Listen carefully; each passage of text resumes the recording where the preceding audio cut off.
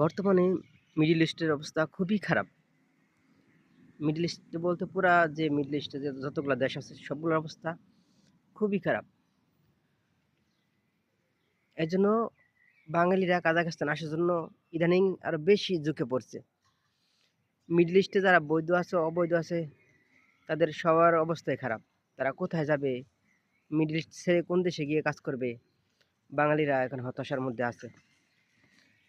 খবরে দেখতেছি ৩০ লক্ষ ৪০ লক্ষ মিডল ইস্টের প্রবাসীরা বেকার হয়ে যাবে। তারা কোথায় গিয়ে কাজ করবে?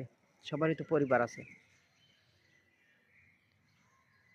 ইদানিং কাজাখস্তান আসার জন্য বহুত মানুষ কল দিতেছে, আমার সাথে যোগাযোগ করতেছে, বিভিন্ন মানুষের মাধ্যমে আসার চেষ্টা করতেছে কাজাখস্তানে। কাজাখস্তান একটা শান্তিপ্রিয় দেশ, মিডল ইস্ট থেকে অনেক দূরের একটা দেশ। এর জন্যই বাঙালিরা কাজাখস্তান আসার জন্য ইদানিং ঝুঁকে পড়তেছে বেশি। মিডল ইস্টে কিন্তু আপনার বৈধ থাকলেও এক ডিস্ট্রিক্ট থেকে অন্য ডিস্ট্রিক্টে গেলে ধরে জেলে পাঠিয়ে দিবে, ধরে দেশে পাঠিয়ে দিবে। কিন্তু কাজাখস্তানে আপনি অবৈধ থাকলেও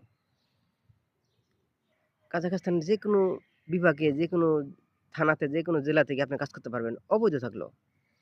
মিডল ইস্টে পাবেন এই সুযোগ? পাবেন না। কাজাখস্তান বাংলাদেশ থেকে 18 গুণ বড়। এদেশে মানুষ 2 কোটির মতো, কয়েক লক্ষ কম বেশি হতে পারে। কাজাখস্তানে কাজের প্রচুর চাহিদা আছে।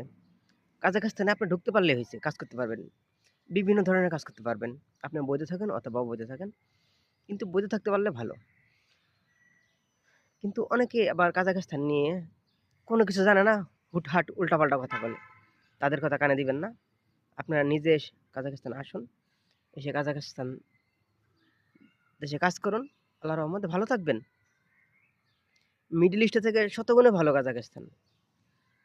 মিডল ইস্টে যারা আগে গেছে তারা আলহামদুলিল্লাহ অনেক ভালো আছে। তারা এখনো লক্ষ লক্ষ টাকা মাস ইনকাম করে। কিন্তু বর্তমানে মিডল ইস্টে যারা যাইতেছে তাদের অবস্থা খুবই খারাপ।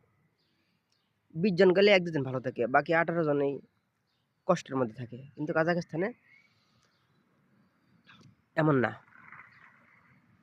মিডল ইস্টে গিয়ে কিন্তু মানুষ রাস্তায় রাস্তায় ঘুমায়, খাইতে পায় না, কাজ পায় না। কাজাখস্তানে কোনো ব্যক্তি রাস্তায় ঘুমায় না, কোনো ব্যক্তি কাজের অভাবে মরে না। সবাই কাজ পায়, সবাই ভালো থাকতে পারে ইচ্ছে করলেই। এজন্য বলতেছি যারা কাজাখস্তানে আসার চেষ্টা করতেছেন, ইনশাল্লাহ কাজাখস্তানে আসেন। আর আমার ভিডিওগুলো আপনারা বেশি বেশি শেয়ার করবেন, সাবস্ক্রাইব করে রাখবেন। আল্লাহ হাফেজ।